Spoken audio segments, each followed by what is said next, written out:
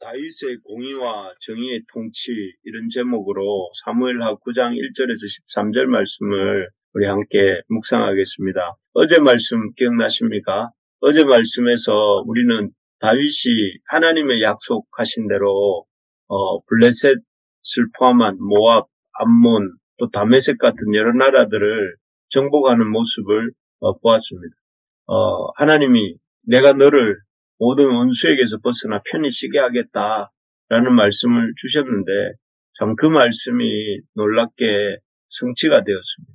사울 때만 해도 블레셋이나 또 주변 나라들로부터 많은 고통을 겪었는데 다윗이 왕이 된 이후에는 이런 주변 나라들을 오히려 정복하고 또 이렇게 다스리고 조공까지 받게 되는 그런 놀라운 일들이 일어나게 된 것이죠. 오늘은 이렇게 하나님의 말씀대로 이렇게 블레셋과 모압, 암몬, 또 이 다메섹 같은 나라들을 평정한 후에 이 외부의 나라들을 이렇게 평정한 후에 다윗이 이제 이스라엘 나라를 통치하는 모습이 나옵니다.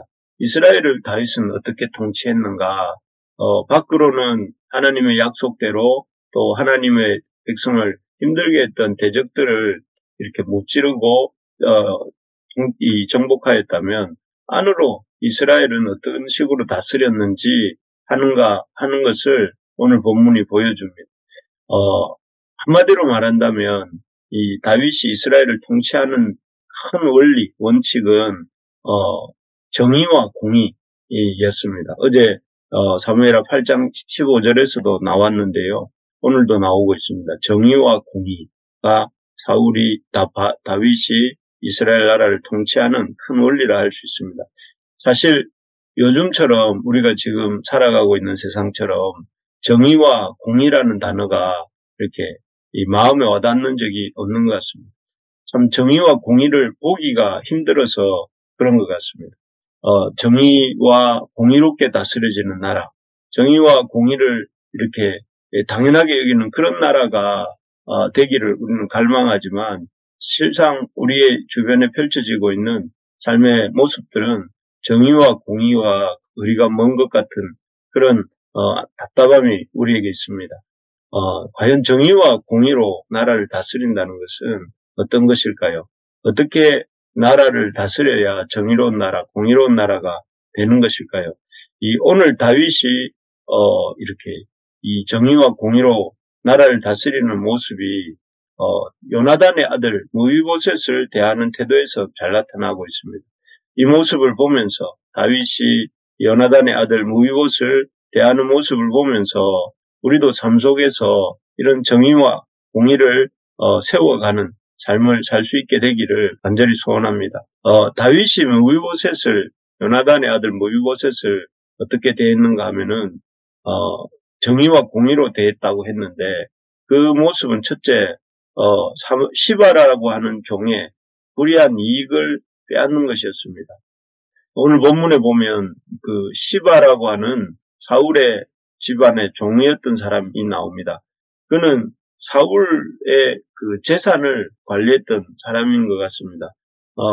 그런데 이 시바라는 사람이 사울이 길보아 전투에서 죽게 되고 또 이렇게 왕조가 몰락하게 되는 이 과정에서 그 사울의 재산이었던 것을 스스로 차지하고 자제하고 고요식을 하고 있었던 사람입니다. 얼마나 큰 부를 누리고 있었는가 하면 10절에 보면 그에게 아들이 15이고 종이 20명이라 이렇게 되어 있습니다.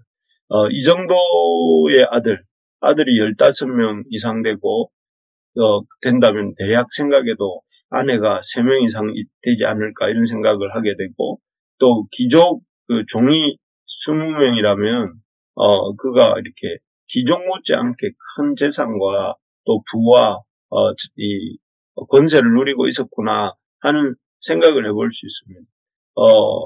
그리고 또 이런 큰 부와 권세와 또 이렇게 그런 걸 누리고 있으면서도 이 시바라는 종은 다윗이 이렇게 묻지요. 사울의 집에 아직도 남은 사람이 없느냐 하고 물었을 때에 그는 대답하기를 요나단의 아들이 남아있고, 자기 주인의 이름을 그렇게 거명할 때 요나단의 아들을 이렇게 표현을 하면서 그가 로드빌 암미엘의 아들 마길의 집에 있다고 합니다. 자신이 다르게 말해서 자신은 주인의 가문의 사람이 아직 살아 있음을 알고 있었고, 또 그가 로드빌 암미엘의 집에 있다 하는 것을 알면서도 자신은 이렇게 그 종으로서 그 주인을 섬기는 일에 아무 상관없는 것처럼 말을 합니다. 그리고 게다가 그는 자신의 주인인 요나단의 아들을 다리 저는 자다 이렇게 소개하면서 은근히 다윗 앞에서 요나단을 낮추어 평가하는 듯한 말을 하는 것을 볼 수가 있습니다. 비록 사울 왕가가 무너졌지만 한때는 자신의 주인 가문이었던 요나단이 요나단과 또 그 가문과 요나단의 아들에게 전혀 예를 갖추지 않는 이런 모습을 보이고 있습니다.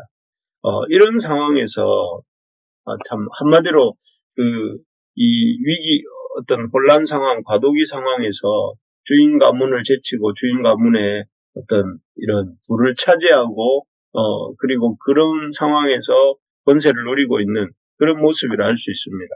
이런 상황에서 다윗은 그냥 그런가 보다 하고 넘어갈 수도 있겠지만 사울 왕이 그렇게 몰락한 것에 대해서 또 사울 왕의 종이 득세한 것에 대해서 그냥 넘어갈 수도 있겠지만 그렇게 하지 않고 시바와 또 요나단 아들 사이에 이렇게 개입하죠. 그래서 시바에게 사울의 집에 남아있는 사람이 있는지를 묻고 그가 요나단의 아들 우이보셋이 남아있다고 할 때 어디 있느냐고 또 묻고 요나단의 아들을 그 집에 누구의 집에 있다고 할 때 그 자기 앞에 데려오라고 합니다. 그래서 다윗이 적극적으로 시바와 사울의 집안 사이에 개입을 하면서 또 이것을 시정하려고 하는 이런 모습을 보이고 있는 것이죠. 그래서 뒷부분에 나오지만 그것을 바로잡습니다. 결국 이 모습을 통해서 다윗은 이런 사울 가문의 어떤 종이었던 시바와 사울 가문 사이에 있는 이런 여러 가지 참 문제들에 대해서 무관심하지 않고 적극적으로 참여하려고 하는 이런 모습을 볼 수가 있습니다. 그렇습니다. 아무리 이 왕이 바뀌고 시대가 바뀌었다 하더라도 지켜야 할 것을 지키고 또 잘못된 것을 바로잡고자 하는 것이 정의와 공의입니다.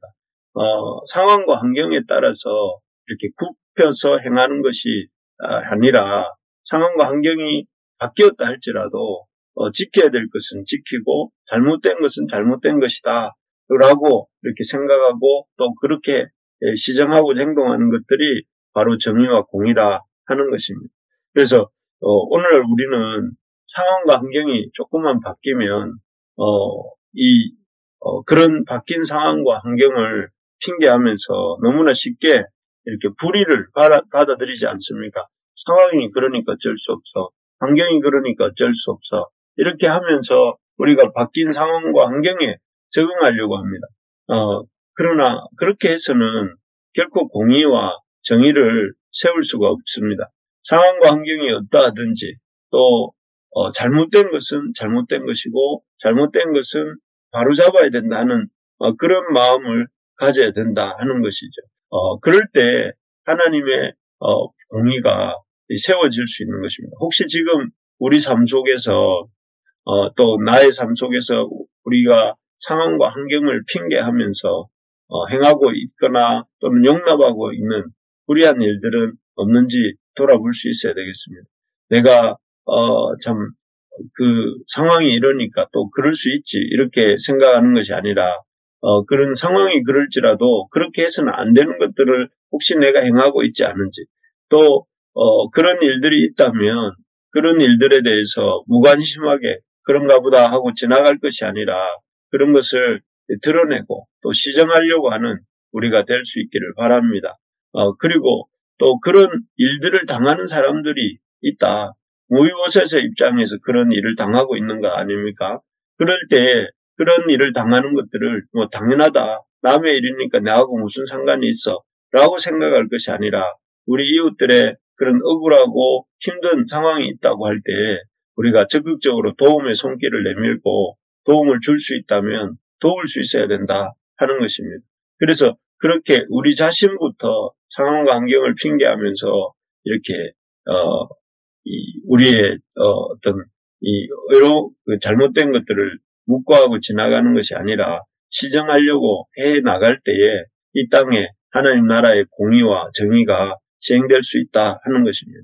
바라기는 우리 부르심의 가족들 한 사람 한 사람이 이런 불의 앞에 또 잘못된 것들에 대해서 그냥 지나가는 것이 아니라 그러한 것들에 대해서 관심을 갖고 우리가 알 수 있는 범위 안에서 우리가 고치고 또 버릴 것은 버리고 바로잡을 것은 바로잡는 그런 삶 또 그런 우리의 삶이 될 수 있기를 간절히 소망합니다.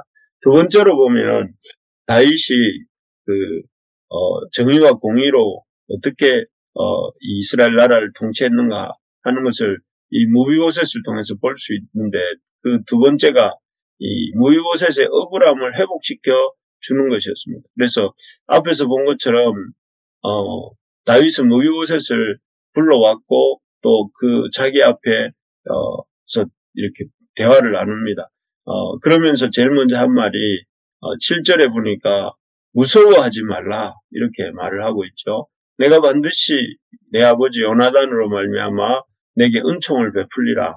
내가 내 할아버지 사울의 모든 밭을 다 내게 도로 주겠고 또 너는 항상 내 상에서 떡을 먹을지니라. 이렇게 아주 중요한 말을 합니다. 여기서 다윗은 두려움에 떨고 있는 무비보셋. 그렇지 않겠습니까? 자기 아버지, 자기 할아버지 사울이 다윗에게 한 일을 무비보셋도 잘 알고 있었고 또 다윗과 자기 가문, 사울의 가문이 어떤 관계다 하는 것을 잘 알고 있는 입장에서 무서움이, 보복이 두렵고 무서울 수 있을 것입니다.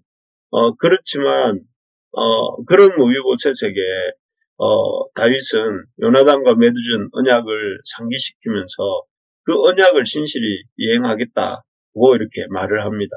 그래서 그리고 또 지금 시바가 가로챈 사울의 종이었던 시바가 가로챈 할아버지 사울의 모든 재산을 무비보셋에게 돌려주게 하겠고 또 무비보셋을 왕자들의 하나와 같이 다윗의 상에서 떡을 먹게 해주겠다 이렇게 하는 것입니다. 이것은 재산을 회복시켜주는 동시에 왕족으로서의 신분도 회복시켜주겠다 하는 것이죠. 그래서 참 그동안 사울 왕이 다윗에게 행한 것을 생각해 보면 정말 파격적인 대접이 아닐 수 없습니다. 원래 왕조가 바뀌면 지난 시대의 왕조는 다 이렇게 몰락시키지 않습니까? 그런데 지금 다윗이 하는 이 행동은 참 그런 일반적인 생각과는 너무 다릅니다. 그리고 참 하나님과 요나단과 하나님 앞에서 세웠던 그 언약을 이렇게 잊어버린 척하지 않고 잘 지키고 있는 모습이죠. 그래서 이런 다윗의 행동이 무비보셋에게 자신이 무엇이기에 죽은 개 같은 나를 돌아봅니까 하고 되묻는 그런 반응까지 보이게 합니다. 참 그래서 여기서 우리가 생각해 볼 수 있는 것이 하나님 앞에서 요나단과 세운 언약을 지키는 다윗의 이 모습이야말로 공의와 정의를 따라서 통치하는 모습이다 하는 것을 생각하게 됩니다. 하나님 앞에서 세운 언약, 하나님이 주신 삶의 기준을 이렇게 유불리를 따지지 않고 상황이 어떠하든지 간에 신실하게 지키는 것이 공의와 정의의 통치입니다. 특히 이 언약의 대상, 그 요나단과 언약의 내용이 자신의 가문, 요나단의 가문을 다윗이 왕이 되어서도 돌보겠다 했던 약속이 있었는데 그 이 약속의 대상이 무비보셋, 아주 다리도 절고 또 쇠락한 정말 약한 자들의 대표라고 할 수 있는 그런 무비보셋을 이렇게 향한 이런 호의를 베푸는 이런 모습을 통해 나타나고 있는 것입니다. 사실 하나님의 정의라는 것은 이런 하나님의 언약을 지키는 것이고 동시에 하나님의 언약을 억울하고 약한 자에게 이렇게 시행하는 것들이 바로 이 정의로운 행동인 것입니다. 그래서 과거에도 성경에 보면 과부와 나그네와 고와 같은 이런 힘이 없고 약한 자들에게 하나님의 그런 언약을 하나님께서 지키시고 보호하시는 것들이 계속 언급되고 있는데 그런 것들이야말로 약한 자들이 차별받지 않고 대우받는 그런 세상이 하나님이 보시는 하나님의 나라고 하나님의 공의의 어떤 결과다 이렇게 보는 것이죠. 오늘날 우리는 이렇게 갑질이 일상화된 세상에 살지 않습니까? 조금만 자기 권리가 있고 상대가 조금만 나보다 약하다고 생각하면 우리는 너무나 무례하게 또 너무나 참 함부로 사람을 대하는 그런 사회에 살고 있습니다. 그러다 보니 많은 사회적 약자들이 생겨나고 있는데 그들이 큰 고통 가운데 우리 지내고 있습니다. 참 우리들을 믿는 우리부터 이런 약자들을 배려하고 또 그들을 돌보는 일에 힘써야 되겠습니다. 무엇보다 우리가 멀리 갈 것 없이 우리 교회 안에 있는 혹시 약자들은 누구인지 또 그리고 그 약자들을 어떻게 배려해야 할지를 생각해 보면 좋겠습니다. 그리고 또 우리 교회 주변에 살고 있는 그런 사회적 약자들은 누구인지 또 그들을 어떻게 돌봐야 할지를 우리가 생각하면서 우리가 할 수 있는 우리가 할 수 없는 것이 아니라 할 수 있는 것들을 하면서 우리가 주변 사람들을 돌아보고 섬길 수 있기를 소망합니다. 그래서 이렇게 이 다윗이 무비보셋을 돌아본 것처럼 또 그리고 그 억울함을 풀어준 것처럼 그래서 하나님의 나라 안에서 이스라엘 나라 안에서 하나님의 정의와 공의를 시행해 갔던 것처럼 우리가 우리 상과 우리 교회를 통해서 우리가 속해 있는 이 공동체 안에서 하나님의 그 약자들이 돌아봐지고 또 세워지는 그런 역사들이 있어야 되겠고 더 나아가서 우리가 살고 있는 이 교회가 위치한 이곳에서 우리가 약한 자들을 돌아보고 또 우리가 속해 있는 이 나라 가운데서 우리가 그런 참 약자들을 또 이 힘없는 자들을 배려할 줄 아는 그런 우리가 될 때에 이 나라와 또 우리의 삶 속에서 하나님의 공의와 정의가 드러나게 될 줄로 믿습니다. 말씀을 맺겠습니다.